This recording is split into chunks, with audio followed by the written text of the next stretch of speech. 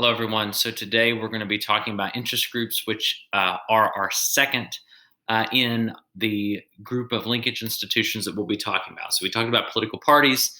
Now we're talking about interest groups. And we'll talk about the media and elections. So a linkage institution, as the name implies, is an institution, something that connects, that links the public, the people, to their government.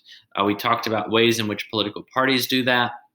Now we're looking at ways that interest groups do that. And then you're going to have the opportunity to create your own interest group as well. So let's begin, though, by talking about the foundational connections, because interest groups are not something that just cropped up recently in the post-Citizens United world. Interest groups have been around from the very beginning. And many of these interest groups are connected with the concept of factions, which we've read about and we've talked about and we've discussed in Federalist number 10. So that's one of the reasons why we're pulling back Federalist number 10. It's one of our foundational documents. It's been a while since we've talked about it. So we're going to talk about it today. So Madison argues in Federalist 10 that the diverse amount of factions and quality factions in the country would prevent the tyranny of the majority. Because these groups, these factions, in the way that the Constitution creates our system of government, would have to come together and negotiate on a compromise, that the rights of the minority would be respected in that process. So interest groups are simply a manifestation of these factions, representing varied interests throughout the country. So remember, in Federalist 10, Madison makes the point that factions aren't necessarily a bad thing. They're only a bad thing if we don't have a system of government that has stopgaps and safety valves in place to prevent one faction from dominating all the others. And so this is why interest groups serve as an important linkage institution, because they link people who may not be included in the majority faction. They give them access to their government. So when we talk about interest in the early republic, we're mainly dealing with the initial divide. The divide was anti-federalist versus federalist, right? Those who supported the ratification of the Constitution and those who had reservations about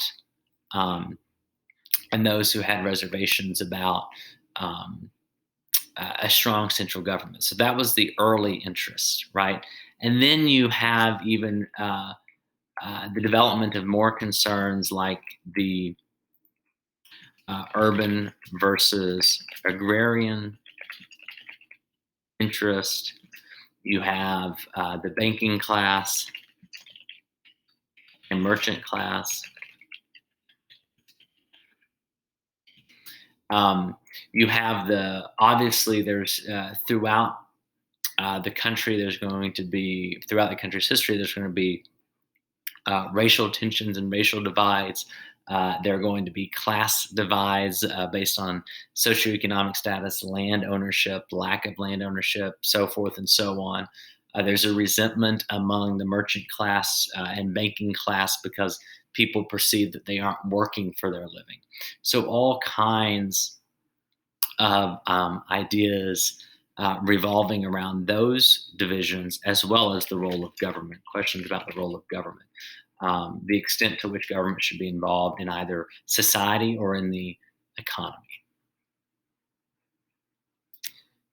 The other thing that's interesting to note about our system of government is the structure of it lends itself to the development of interest groups because there are multiple access points. So the three-branch nature of U.S. government creates more opportunities for interest groups form and flourish. What do I mean by that? Well, if we look, we have a number of avenues, access points to government. We have a Congress, right, with the House and Senate where legislation happens. That's occurs in committees. Think about our iron triangles that we talked about.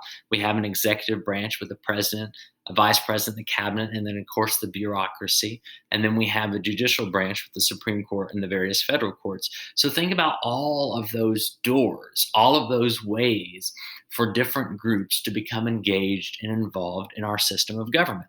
So you have the potential, and we do have this, for these niche groups to form, where you have a group that may just focus on working with the bureaucracy, or you have a group that may just focus on lobbying and working with Congress, or a court that's focused on legal advocacy and taking their efforts in the form of legal challenges in the federal judiciary, in the federal court system. So the different ways that policy actually happens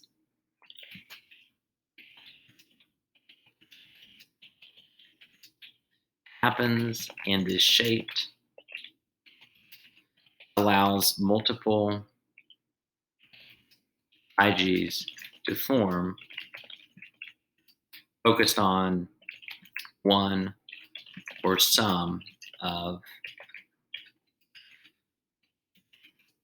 those ways.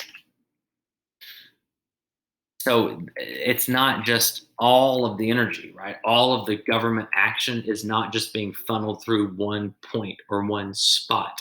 It's happening in multiple different directions. So you can have an interest group form over here, or you can have an interest group form over there, you can have an interest group form over there. It doesn't just have to happen in one place, okay?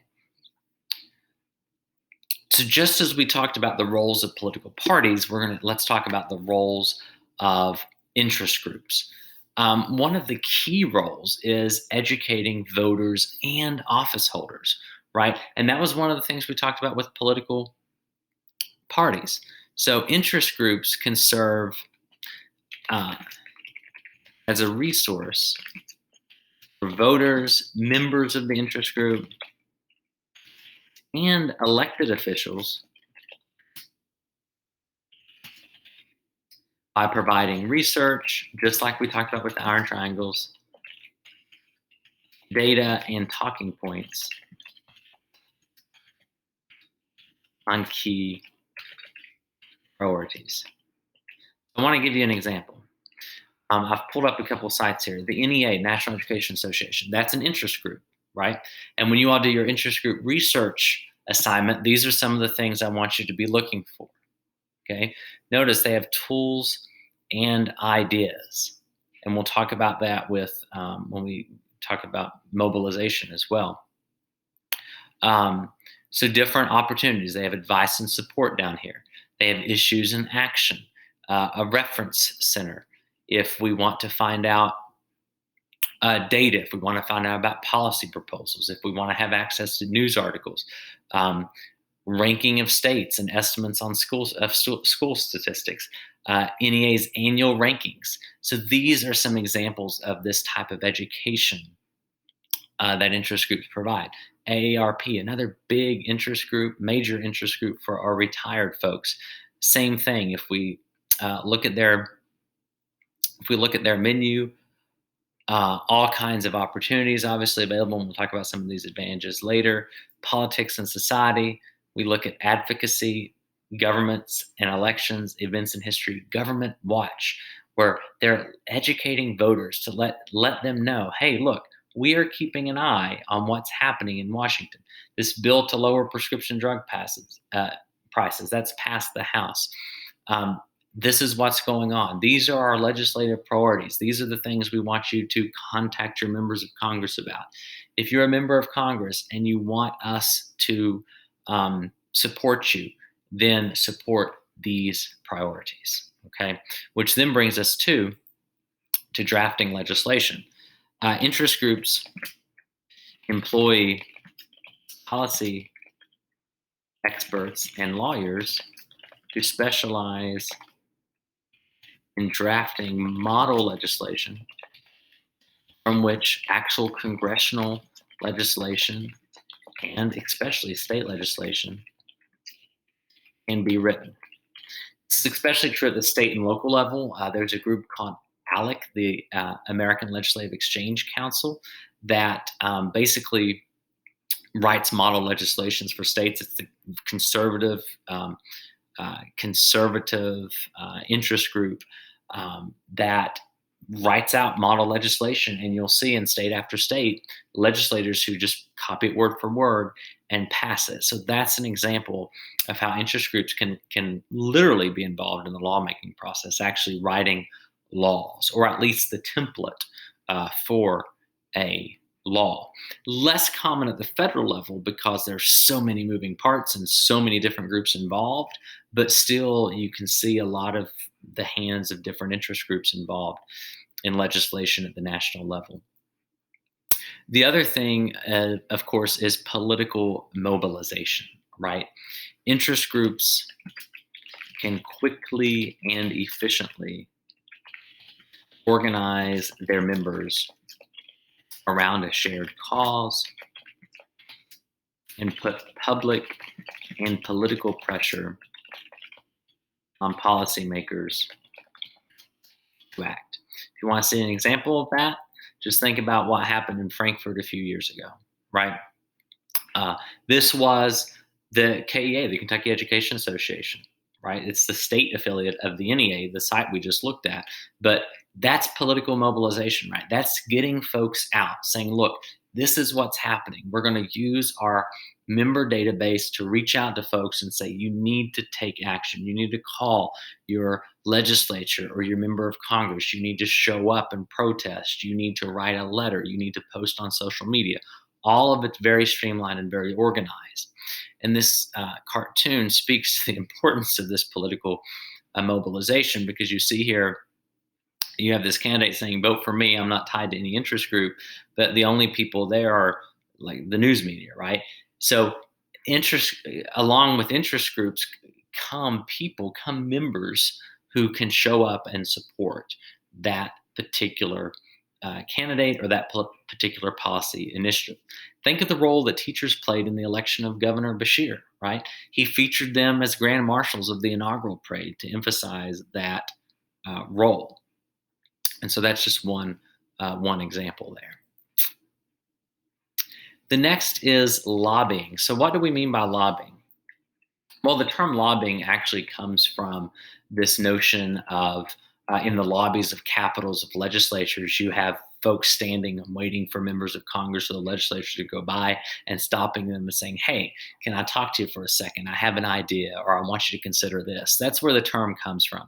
So lobbying broadly refers to the attempt to influence policymakers to achieve preferred policy outcomes. That's what lobbying means. Lobbying has a negative connotation because a lot of interest groups and a lot of corporations and a lot of other people with a vested stake in what's happening in the political process paid lots of money to lobbyists to go and lobby on their behalf, right? But anyone can lobby technically, right? A citizen can lobby. If you show up to Frankfurt and rally for teachers, or you show up to DC to protest something that you're concerned about, that is lobbying. That's a form of lobbying, okay?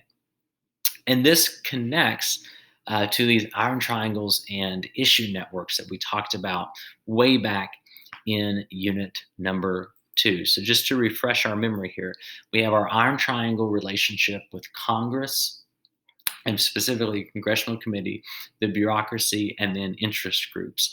So really want to emphasize this interest group part right here, because that's our linkage institution. So imagine if that chunk of the iron triangle was removed, then we wouldn't have an iron triangle. And what that interest group does in a lot of ways is loop the public into this arrangement that's happening in our government. Now, in theory, yes, the public is looped in on the congressional part because we elect members of Congress. To a lesser extent, the bureaucracy part, because we hold the president accountable. But that interest group is really the part that's paying very close attention and is ready on a dime to mobilize its members to act if that relationship is not working in a way the interest group or its members would want. So, interest groups play a key role, as we've already learned, in the Iron Triangle relationship by providing information to congressional committees and the bureaucratic agencies, as well as engaging members when needed. Okay, engaging members in the public policy process. Think about all of those mutually beneficial relationships we talked about in that triangle, Iron Triangle dynamic. Issue networks are another element of this, less structured than an Iron Triangle. But remember when we talked about this, an issue network is basically a collection of different interest groups and government agencies and any other actor that is involved in a conversation around an issue. So this example has tobacco. You could talk about the situation with COVID-19, the different interest groups involved, right? We have the National Institute for Health, we have the CDC, those are government agencies. Then we have things like the American Medical Association, the American Hospitals Association, the American Nurses Association. You have our educators, the Superintendents Association, right? Having to make decisions about schools being closed. That right there is an issue network, okay? So, Issues Network include IGs and other interested parties who are engaged in conversation, debate, and dialogue around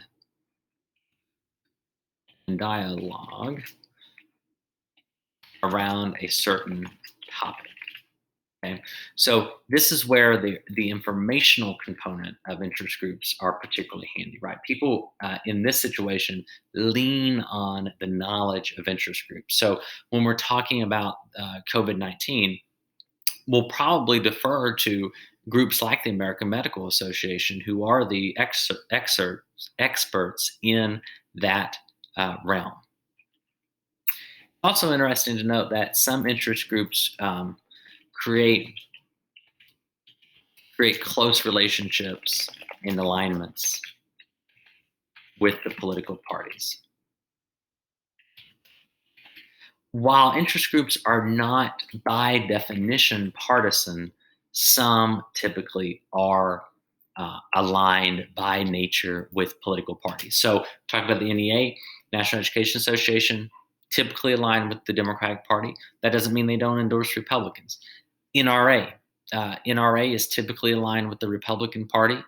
Doesn't mean they don't endorse Democrats, but those are some examples where oftentimes, especially the longer an interest group has been around, the more it is aligned with one party over another. So oftentimes, and this is when we talked about coalitions, remember, with political parties. So those coalitions are oftentimes going to include interest groups. So oftentimes, IGs essentially become extensions of political parties.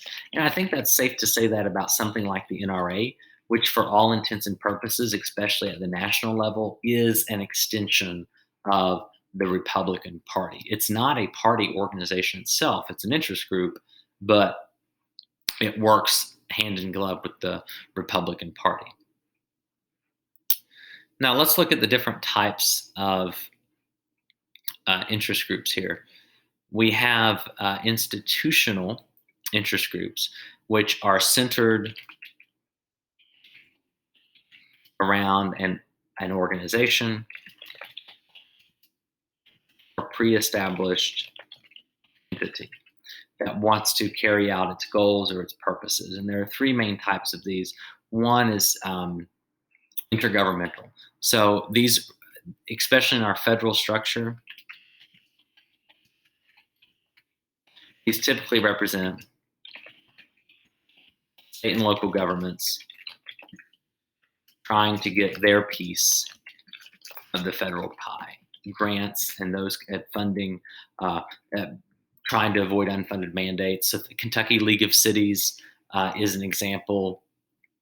There's a even like the National School Boards Association, National Council of Mayors, National Governors Association, those organizations that represent government entities that, and typically in our federal system is state and local entities that are trying to vie for um, either autonomy from the federal government or support from the federal government. Also important in this time of talking about COVID-19, right? Where the state and local governments are trying to get resources from the national government to respond to what's happening with this outbreak at the state and local level. Professional associations, they join groups of individuals with a shared profession or task or trade. Um, think of the American Healthcare Association, the American Medical Association, the American Nurses Association that I just talked about. And so their purpose is to really express concerns relating to their profession, regulation relating to the work that they do. And then finally, some corporations form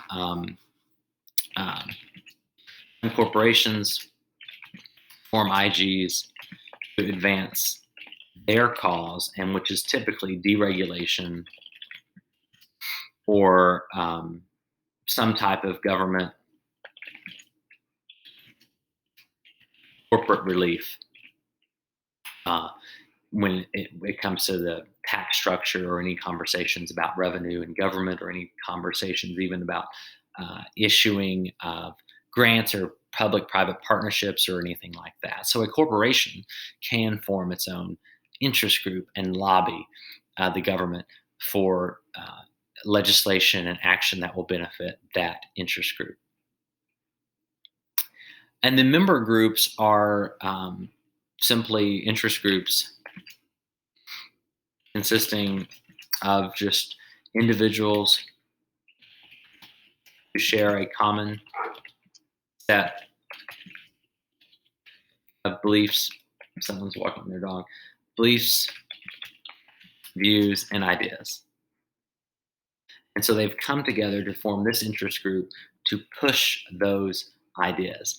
And those can take different types, as we'll see. They could be based on one specific issue or a broad set of issues. Think about the AARP, the American Association for Retired Persons, the site we just looked at. Those are some examples of that. So when we talk about incentives, this is basically answering the question: why do people join? Because these groups find their strength in numbers. So intergovernmental, professional, and corporate interest groups, they really already have legitimacy because those government agencies have legitimacy, or those professions have legitimacy, or those corporations have legitimacy. But how do just a group of people who decide to form a collection to form an interest group of their own accord, why would people join them? What legitimacy do they have? And there are three main reasons. The first one is that it gives folks purpose, right? It appeals to a certain passion for an issue or for politics in general, right?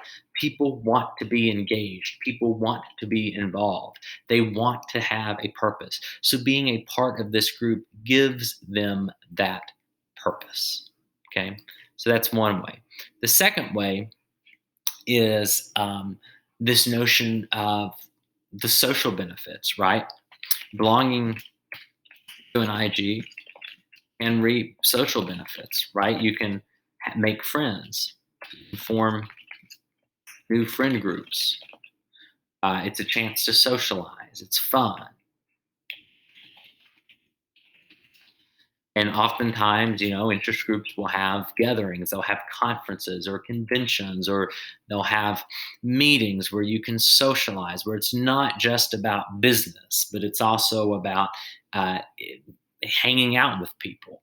Of course, now in the current environment we're in, that is probably happening virtually, but that's another motivation for folks to join. And you're around people with whom you have at least one thing in common, right? Whatever the issue is that brings you together in this interest group. And then the last incentive is this notion that you literally get something out of it, this material benefit, right? That some IGs offer tangible benefits, such as discounts.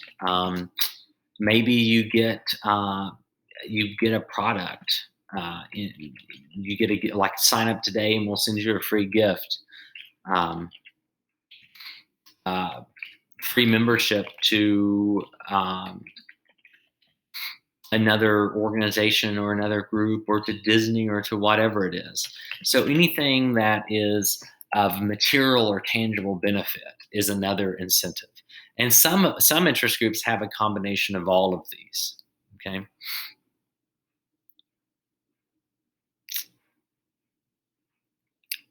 Then what challenges face interest groups? One is this notion of a free rider, right?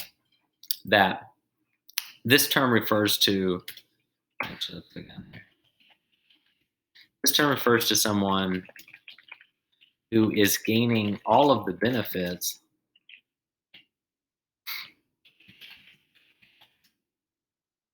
from the work that the interest group is doing, but is not, quote, pulling their weight or contributing to the work of the group. This is most often seen when we talk about labor unions. Some states have passed laws that allow workers, and Kentucky is one of them, that allow workers to work in a union shop, so in an environment where a union has negotiated a contract, and that employee can work under that union contract, but not belong to the union itself. So that's called a free rider, right? Someone is not paying dues to the union. They're not a member of the union. They're not doing any of the work in the union, but they're benefiting from the work that the union has done. Okay. The AARP, they're fighting for any senior citizen in the United States, right? They're lobbying, they're working, they're spending resources, and yet not every senior citizen is a part of them, right? So how do you fight for a large swath of people, of citizens, and yet have many of them not even engaged in your process? Same with teachers associations, right? The KEA, the NEA fights for every teacher, not just teachers who belong to those organizations, but then how do we get the teachers who don't belong in those organizations to be engaged? They're benefiting from the work that those associations are doing, but then they're not actually involved in the process or contributing toward that goal themselves. The other challenge is bias. Some interest groups can be labeled uh, by association with certain political parties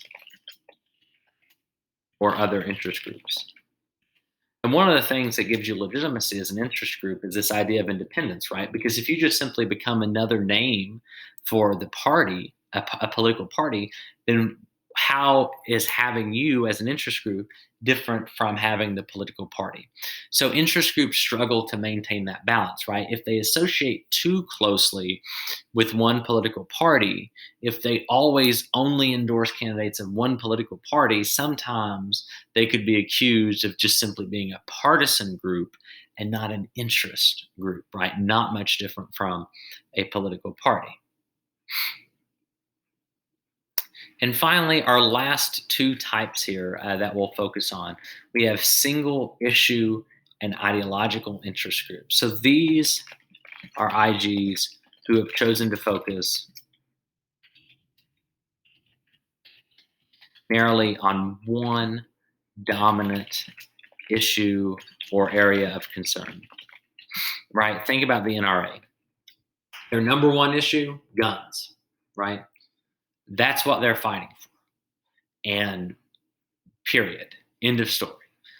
Think about the groups that are formed around abortion rights or groups that want to limit abortion rights, right? Centered around one advocacy issue. Okay. So that's what we're talking about when we're talking about single issue or ideological groups, right? If it's not a single issue group, if it's an ideological group,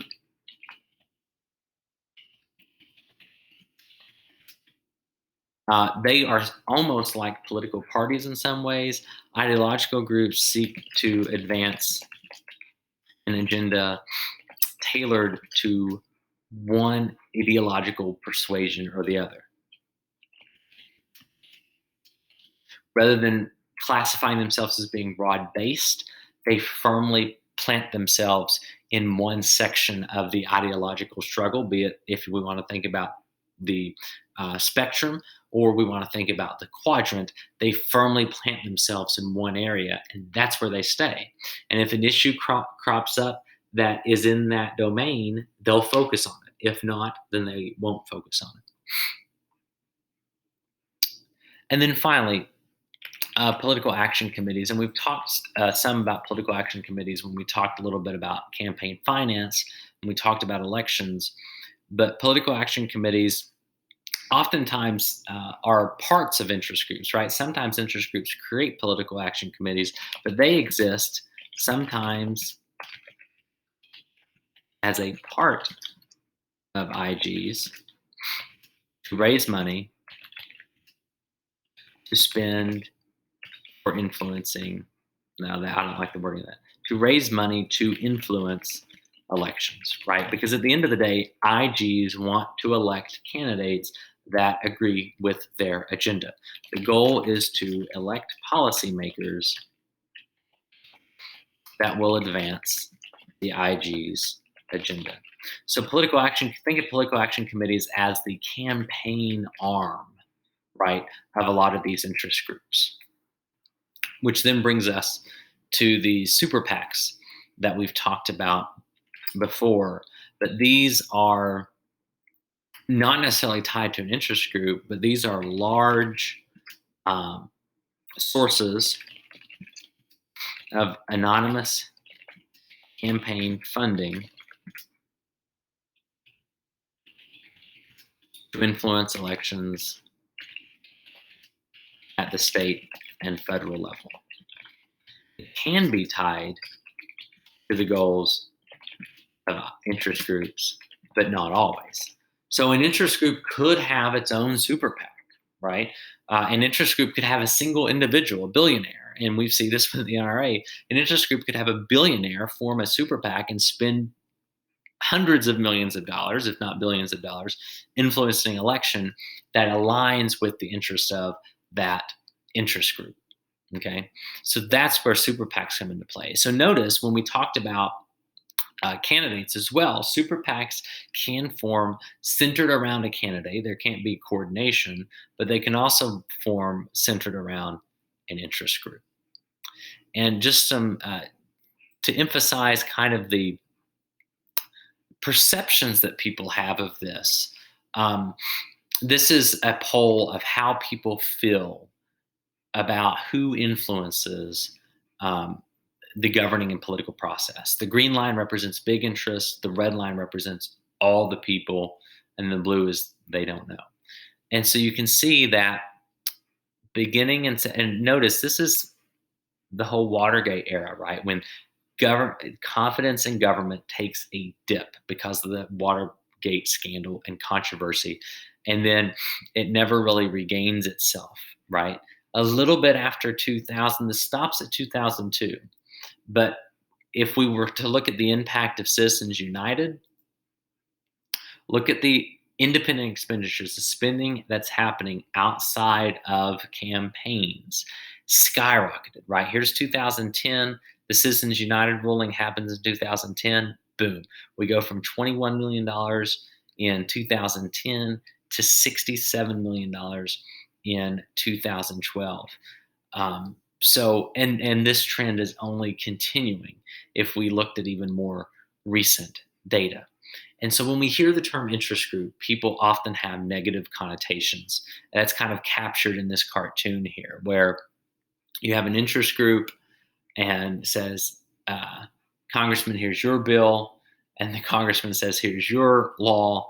And it shows this exchange of money. This money is in the form of campaign contributions and all of these iterations of interest groups that we've talked about, right? This political mobilization part. Just the term interest group need not be a negative connotation, right?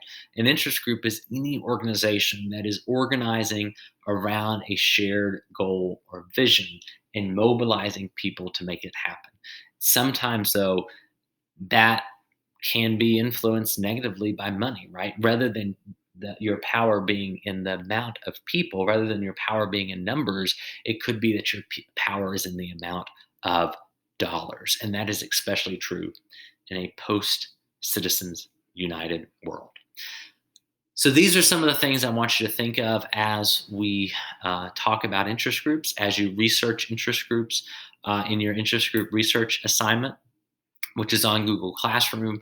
And then we'll double back on Thursday to discuss the Create Your Own Interest Group project that we're going to be doing to apply some of these concepts and better see how they look in action. If you have any questions in the meantime, don't hesitate to reach out to Mr. Murphy. Take care.